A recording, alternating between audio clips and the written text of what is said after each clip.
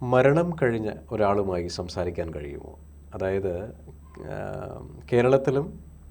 കേരളത്തിന് പുറമേ നിരവധി അസ്ട്രോളജറുമായിട്ട് സംസാരിക്കുമ്പോൾ അല്ലെങ്കിൽ പൂജാരിയുമായി സംസാരിക്കുമ്പോൾ പലരും പറയുന്നതാണ്, ഞാൻ രാവിലെ മെഡിറ്റേഷൻ ചെയ്ത് സൂര്യമണ്ഡലം വരെ എത്തി, എനിക്ക് പല സോളുമായിട്ട് സംസാരിക്കാൻ കഴിയുന്നുണ്ട്. അത് എത്രത്തോളം ശരിയെന്നറിയില്ല, ഒരുപാട് പേർക്ക് ഈ ഒരു ഡൗട്ടുണ്ട്. അപ്പോൾ തിരുമേനി, ഈ മരണം കഴിഞ്ഞു കഴിഞ്ഞാൽ ആ സോളുമായിട്ട് സംസാരിക്കാൻ കഴിയുമോ? എന്താണ് തിരുമേനിയുടെ അഭിപ്രായം? വളരെ രസകരമായൊരു വിഷയമാണ്. കാരണം ഇവിടെ നമ്മൾ ചിന്തിക്കേണ്ട ഒരു വിഷയം, ധ്യാനാവസ്ഥയിൽ മെഡിറ്റേഷൻ ചെയ്യുന്ന സമയത്ത് സോളുമായിട്ട് ആത്മാക്കളുമൊക്കെ ആയിട്ട് സംവദിക്കാൻ സാധ്യമാകുന്നു എന്നുള്ളതാണ് പറയുന്നത്. അപ്പോൾ നമ്മൾ ചിന്തിക്കേണ്ട ഒരു വിഷയം ധ്യാനം എന്താണ് എന്നുള്ളതാണ്. ധ്യാനാവസ്ഥയിൽ നമുക്ക് ഇത്തരത്തിലുള്ള അനുഭവങ്ങളൊക്കെ ഉണ്ടാകുമോ? ഇതാണ് നമ്മൾ മനസ്സിലാക്കേണ്ട ഒരു കാര്യം. ധ്യാനം എന്നതിന് വ്യക്തമായ നിർവചനമുണ്ട്. ഭഗവാൻ പതഞ്ജലി മഹർഷി തൻ്റെ യോഗസൂത്രത്തിൽ പറഞ്ഞിരിക്കുന്നത്, ധ്യാനം എന്നതിന് കൊടുത്തിരിക്കുന്ന നിർവചനം തത്ര പ്രത്യയേകതാനത ധ്യാനം എന്നാണ്. തത്ര അവിടെ, പ്രത്യയങ്ങളുടെ ഏകധാനതമായ അവസ്ഥയാണ് ധ്യാനം എന്നറിയപ്പെടുന്നത്. അപ്പോൾ തത്ര എന്ന് പറയുമ്പോൾ അവിടെ എന്നാണല്ലോ. അപ്പോൾ അവിടെ എന്ന് പറയുമ്പോൾ എവിടെ? അങ്ങനെ ഒരു ചോദ്യമുണ്ട്. അപ്പോൾ എവിടെ എന്നറിയണമെങ്കിൽ ഈ സൂത്രത്തിന് തൊട്ട് മുമ്പുള്ള സൂത്രം നമ്മൾ പഠിക്കേണ്ടതുണ്ട്. അവിടെ പറയുന്നത് ദേശബന്ധ ചിത്തസ്യ ധാരണ. ഏതെങ്കിലും ഒരു ദേശത്തിൽ ചിത്തത്തിനെ ബന്ധിപ്പിച്ച് നിർത്തുന്ന അവസ്ഥയാണ് ധാരണ എന്ന് പറയുന്നത്. അപ്പോൾ ദേശം എന്ന് പറയുമ്പോൾ അത് ഏത് വിഷയങ്ങളുമാകാം. നമ്മുടെ അച്ഛനാകാം, അമ്മയാകാം, ഗുരുക്കന്മാരാകാം, സൂര്യമണ്ഡലമാകാം, ചന്ദ്രമണ്ഡലമാകാം, അതുപോലെ തന്നെ ഒരു മന്ത്രമാകാം, മന്ത്രത്തിൻ്റെ ആശയമാകാം, അങ്ങനെ അല്ലെങ്കിൽ നാസികാരം. ഭഗവാൻ ഗീതയിൽ പറയുന്നുണ്ട് നാസികാർ അഗ്രത്തെങ്കിൽ ദൃഷ്ടി പതിപ്പിച്ചുകൊണ്ട് ചെയ്യുക എന്നൊക്കെ. അപ്പോൾ അതാകാം. ഇങ്ങനെ ഏത് വിഷയങ്ങളെയും നമുക്ക് ധാരണയ്ക്ക് വിഷയമാക്കാം, എടുക്കാവുന്നതാണ്. അപ്പോൾ അങ്ങനെ ഏതൊരു ദേശത്തിൽ ഏതൊരു വിഷയത്തിലാണോ നമ്മൾ മനസ്സിനെ ഉറപ്പിക്കാൻ ശ്രമിക്കുന്നത്, അപ്പോൾ ആ ശ്രമിക്കാൻ തുടങ്ങുമ്പോൾ മനസ്സെന്ത് ചെയ്യും? കുതിര ഓടാൻ തുടങ്ങും. അപ്പോൾ കുറേ കാലത്തെ പരിശീലനം ആവശ്യമാണതിന്. നിരന്തരം ദീർഘകാലത്തെ നൈരന്തര്യമാർന്നിട്ടുള്ള അഭ്യാസം കൊണ്ട് മാത്രമേ മനസ്സിനെ ആ ഒരു വിഷയത്തിലേക്ക് മാത്രം ഏകാഗ്രമാക്കാൻ സാധ്യമാവുകയുള്ളൂ. അപ്പം ഇങ്ങനെ ഒരു വിഷയത്തിൽ മനസ്സിനെ കേന്ദ്രീകരിക്കുന്ന അവസ്ഥയാണ് ധാരണ എന്ന് പതഞ്ജലി മഹർഷി പറഞ്ഞിരിക്കുന്നത്. ഈ ധാരണ ദീർഘകാലം അഭ്യസിക്കേണ്ടതുണ്ട്. അത് ബോധപൂർവം തന്നെയുള്ള പ്രയത്നമാണ്. ഈ ധാരണ ദീർഘകാലത്ത് നിരന്തരമായ പരിശീലനം ചെയ്തു വരുന്ന ഒരു വ്യക്തിക്ക്, ആ വ്യക്തിയിൽ സ്വാഭാവികമായിട്ടും അയജ്ഞലളിതമായിട്ട് പ്രത്യേകിച്ചൊരു പ്രയത്നവും കൂടാതെ തന്നെ സ്വാഭാവികമായിട്ടും മനസ്സ് പൂർണ്ണമായിട്ടും ഏകാഗ്രമായി തീരുന്ന ഒരവസ്ഥ സംജാതമാകും. ഇത് സഹജമായിട്ട് ആ സാധകനിൽ വന്നു ചേരുന്ന ഒരവസ്ഥാവിശേഷമാണ്. ആ അവസ്ഥാവിശേഷത്തിൽ എത്തുമ്പോഴാണ് ആ വ്യക്തി ധ്യാനനിഷ്ഠനായി തീരുന്നത്. അങ്ങനെ അവിടെ പ്രത്യയങ്ങളില്ല, അവിടെ മറ്റ് വൃത്തികളൊന്നുമില്ല. വൃത്തികളെല്ലാം അവിടെ നിരോധിച്ചുകൊണ്ട് ഒരൊറ്റ വിഷയത്തിലേക്ക് മാത്രമായിട്ട് മനസ്സ് കേന്ദ്രീകരിക്കപ്പെടുന്ന അവസ്ഥയാണത്. അതാണ് ധ്യാനം എന്ന് പറയുന്നത്. അവിടെ എന്താണ് ശാസ്ത്രത്തിൽ തന്നെ അത് ബന്ധിച്ചിരിക്കുന്നത്? ന്യായശാസ്ത്രത്തിലൊക്കെ പറയുന്നത് ധ്യാനം നിർവിഷയ മനഃ എന്നാണ്.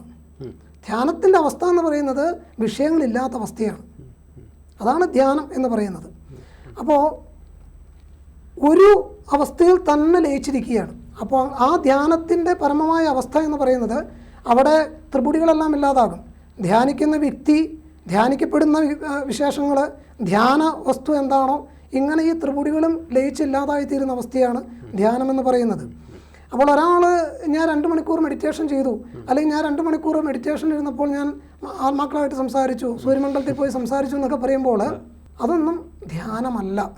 ശാസ്ത്രത്തിൻ്റെ വെളിച്ചത്തിൽ പറഞ്ഞാൽ അതൊന്നും ധ്യാനമായിട്ട് പറയാൻ പറ്റില്ല. ധാരണ എന്നൊക്കെ വേണമെങ്കിൽ വിശേഷിപ്പിക്കാം, പക്ഷേ അതൊന്നും ധ്യാനമേ അല്ല. പക്ഷെ ഇന്നതെല്ലാം ധ്യാനം എന്ന പേരിൽ പ്രചരിപ്പിച്ചുകൊണ്ട് ധ്യാനത്തിന് എന്തെല്ലാം പേരുകളാണെന്ന് കൊടുത്തിരിക്കുന്നത്. പല വിധത്തിലുള്ള ധ്യാനങ്ങൾ പഠിപ്പിക്കുമെന്നാണെന്ന്, പഠിപ്പിച്ച് എടുത്തു കൊടുക്കാൻ പറ്റുന്നതാണ് ധ്യാനം എന്നുള്ളതാണ്. പലരും ആവശ്യപ്പെടുന്ന, നമ്മളോട് തന്നെ പലരും, എന്നോട് തന്നെ പലരും ചോദിക്കുന്നുണ്ട്, ധ്യാനം എങ്ങനെയാണെന്നൊന്ന് പറഞ്ഞു തരാമോ, പഠിപ്പിച്ചു തരാമോ? എനിക്കറിയാവുന്ന വസ്തുക്കളല്ലേ പഠിപ്പിക്കുക. കാരണം ധ്യാനം പഠിപ്പിക്കാൻ പറ്റുന്നതല്ല. ധാരണ പറഞ്ഞു കൊടുക്കാം നമുക്ക് എങ്ങനെയൊക്കെ ചെയ്യണം, എങ്ങനെയൊക്കെ ഏതൊക്കെ വിധത്തിലാണ് ധാരണകൾ അനുഷ്ഠിക്കേണ്ടത്. ആ ധാരണകൾ അനുഷ്ഠിച്ചുകൊണ്ട് ആ വ്യക്തി കാലക്രമേണ സ്വയമായിട്ട് ആ വ്യക്തിയിൽ വന്നു ചേരുന്ന അവസ്ഥയാണ് ധ്യാനം. സഹജമായിട്ട് സംഭവിക്കേണ്ട ഒരു അവസ്ഥയാണത്.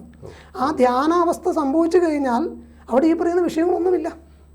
അവിടെ ആത്മാക്കളില്ല, സൂര്യമണ്ഡലവുമില്ല, ചന്ദ്രമണ്ഡലവുമില്ല. ഇതെല്ലാം ലയിച്ച് ഈ ത്രിപുടികളും അസ്തമിച്ച് പൂർണ്ണമായിട്ടും ഇരിക്കുന്ന, ശുദ്ധമായിട്ടിരിക്കുന്ന ഒരു അവസ്ഥാവിശേഷമാണ് ധ്യാനം എന്ന് പറയുന്നത്. അവിടെ ഒന്നുമില്ലാത്തൊരവസ്ഥയാണ്.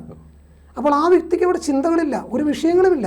ഒരാത്മാവിനോട് സംസാരിക്കണമെങ്കിൽ അവിടെ ഒരു വിഷയം ഉണ്ടാകണം, വേണ്ടേ? ആത്മാവ് എന്നൊരു വിഷയം ഉണ്ടാകണ്ടേ? പക്ഷെ ഇവിടെ ആ വിഷയങ്ങളേ ഇല്ല, നിർവിഷയമാണ് മനസ്സ്. അപ്പോൾ മനസ്സ് ലയിച്ച് ഇല്ലാതായി തീരുന്നൊരവസ്ഥ, അതാണ് ധ്യാനം എന്ന് പറയുന്നത്. അപ്പോൾ ധ്യാനത്തിലൂടെ ആത്മാക്കളുമായിട്ട് സംസാരിക്കാൻ സാധിച്ചു എന്ന് പറഞ്ഞു കഴിഞ്ഞാൽ ധ്യാനത്തിലൂടെ സാധ്യമല്ല. വ്യക്തി ശരിയായി ധ്യാനിക്കുകയാണെങ്കിൽ അതിലൂടെ സാധ്യമല്ല. ഓക്കെ, അപ്പം പിന്നെ ഏത് വഴിയായിരിക്കും അവർ സംസാരിക്കുക? ഇങ്ങനെ പല രീതിയിലുള്ള പല സംഭാഷണങ്ങളുണ്ട്. അതായത് ഞാനിന്ന് ഇത്ര മണിക്കൂർ ധ്യാനത്തിലിരുന്നു, ഞാൻ ഇന്ന വ്യക്തിയായിട്ട് സംസാരിച്ചു, ഇത് സംസാരിച്ചു, അത് സംസാരിച്ചു, നിങ്ങൾ എന്നോട് പറഞ്ഞത് ഞാൻ അദ്ദേഹത്തോട് സംസാരിച്ചു എന്നൊക്കെ പറയുന്ന ഒരുപാട് വളരെ പ്രഗത്ഭന്മാരായിട്ടുള്ള ആൾക്കാർ തന്നെ ഉണ്ട്. ഇതൊക്കെ ഒരർത്ഥത്തിൽ ചിന്തിച്ചു കഴിഞ്ഞാൽ, ഞാൻ ആദ്യമേ തന്നെ പറഞ്ഞല്ലോ, ഒരു വിഷയത്തിൽ മനസ്സിനെ ഏകാഗ്രമാക്കുന്ന ഒരവസ്ഥ എന്ന് പറഞ്ഞല്ലോ. ഈ ധാരണകൾ കുറേ കാലം പരിശീലിച്ച് കഴിയുമ്പോൾ ആ വ്യക്തിയിൽ പലതരത്തിലുള്ളതായ അനുഭവങ്ങൾ ഉണ്ടായിക്കൊണ്ടിരിക്കും. അപ്പോൾ ഈ അനുഭവങ്ങളിൽ നമ്മൾ പലതരത്തിലുള്ളതായ മണിനാദങ്ങളെ കേൾക്കുക, ഇതുപോലത്തെ പലതരത്തിലുള്ളതായ കാഴ്ചകൾ കാണുക, ആത്മാക്കളൊക്കെ ആയിട്ട് സംസാരിക്കുന്നതായിട്ട് നമുക്ക് അനുഭവപ്പെടുക. ഇത്തരത്തിലുള്ള വ്യക്തികളൊക്കെ അനുഭവങ്ങളൊക്കെ ആ വ്യക്തിയുടെ ഉപബോധ തലത്തിൽ അനുഭവപ്പെടുന്നതായ ചില പ്രത്യേകതകൾ മാത്രമേ അതിനെ പറയാൻ സാധ്യമാകൂ. ഇപ്പോൾ എൻ്റെ അനുഭവത്തിൽ ഞാൻ ഇത്തരത്തിലുള്ള ആത്മാക്കളുമായിട്ട് സംസാരിക്കാൻ ശ്രമിച്ചിട്ടില്ല ഇന്നേ വരെ.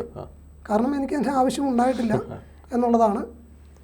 അപ്പോൾ എൻ്റെ അനുഭവത്തിൽ ധ്യാനത്തിലൂടെ ഒരിക്കലും ഇത് സാധ്യമല്ല എന്നുള്ളതാണ്.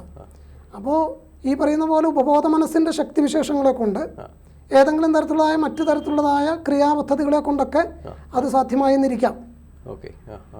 സാധ്യമാണ്, കാരണം അങ്ങനെ പലരും അത് സാധ്യമാക്കിയിട്ടുള്ളതായിട്ട് പറഞ്ഞിട്ടുണ്ട്, എന്നോട് തന്നെ പറഞ്ഞിട്ടുണ്ട്. അപ്പോൾ അതൊക്കെ അത് പലർക്കും സത്യമായിട്ട് വന്നിട്ടുമുണ്ട്. അവരങ്ങനെ ആ സംസാരത്തിലൂടെ അവർ അറിഞ്ഞിട്ടുള്ള കാര്യങ്ങൾ. അപ്പോൾ അതുകൊണ്ട് അത് സത്യമല്ല എന്ന് ഞാൻ പറയുന്നില്ല.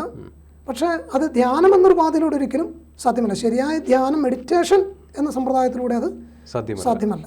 അപ്പം നിരന്തരം ധാരണ ചെയ്തുകൊണ്ട് നിൽക്കുന്ന ഒരു വ്യക്തിക്ക് ഈ പറയുന്ന സംഭവങ്ങൾ അദ്ദേഹത്തിൻ്റെ ഉപബോധ മനസ്സിലേക്ക് വരികയും അതുവഴി അദ്ദേഹം ഉപബോധ മനസ്സിൻ്റെ പ്രവർത്തന വിശേഷങ്ങളാണല്ലോ ഇതെല്ലാം, സബ് കോൺഷ്യസ് മൈൻഡിൻ്റെ പ്രവർത്തനങ്ങളാണല്ലോ ഇതെല്ലാം. അപ്പോൾ ആ ഒന്നിനെ മാത്രം മനസ്സിനെ കേന്ദ്രീകരിച്ചുകൊണ്ട്, കാരണം ഈ ശാസ്ത്രത്തിൽ പറയുന്നത് എന്താണെന്ന് വെച്ച് കഴിഞ്ഞാൽ, നമ്മൾ ഒന്നിലേക്ക് മനസ്സിനെ കേന്ദ്രീകരിച്ചാൽ അതിനെക്കുറിച്ചുള്ള പൂർണ്ണ അറിവ് നമുക്കുണ്ടാകുന്നു എന്നാണ്. ഉദാഹരണത്തിന് ഐസക് ന്യൂട്ടൻ ഗുരുത്വാകർഷണ സിദ്ധാന്തം കണ്ടുപിടിച്ചു.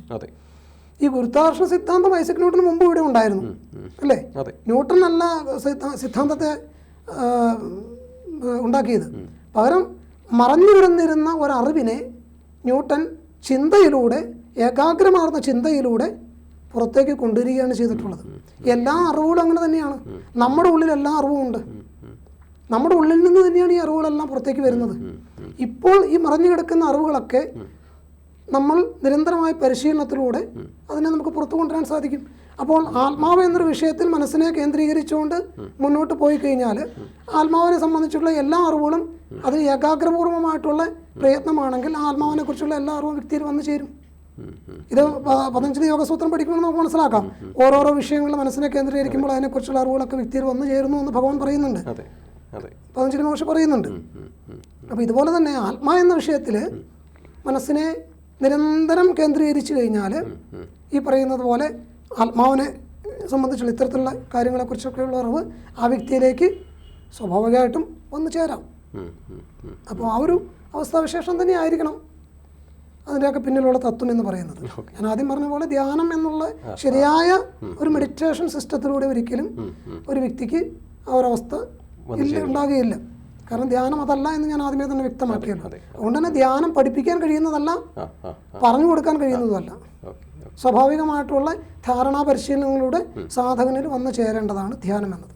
ശരി ഗുരുമേനി, സന്തോഷം. വളരെ നല്ല രീതിയിൽ നമുക്ക് ഇതിനെ ഏത് രീതിയിൽ കൺക്ലൂഡ് ചെയ്യാൻ പറ്റി എന്നുള്ളത് വളരെ ഒരു സന്തോഷമുണ്ട്. അതായത് ഈ ധാരണ എന്താണെന്നും, ധാരണ കഴിഞ്ഞാൽ ധ്യാനത്തിലേക്ക് ഇരിക്കുന്ന സമയത്ത് ധ്യാനം ചെയ്ത് കഴിഞ്ഞാൽ ഇത് കിട്ടില്ല എന്നും, അല്ലെങ്കിൽ ഒരു വിഭാഗം ആൾക്കാർ ഡെഫിനറ്റ്ലി ഇരുന്ന് വേറൊരു സോളുമായിട്ട് സംസാരിക്കാനുള്ളൊരു ഏറ്റവും കൂടുതൽ ക്യൂരിയോസിറ്റി ഉണ്ടാക്കുന്നൊരു സംഭവം കൂടെയാണത്. വളരെ നന്നായിട്ട് തിരുമേനി അത് സംസാരിച്ച് പറഞ്ഞു തന്നതിന് സന്തോഷം. നന്ദി. നമസ്തേ. നമസ്തേ.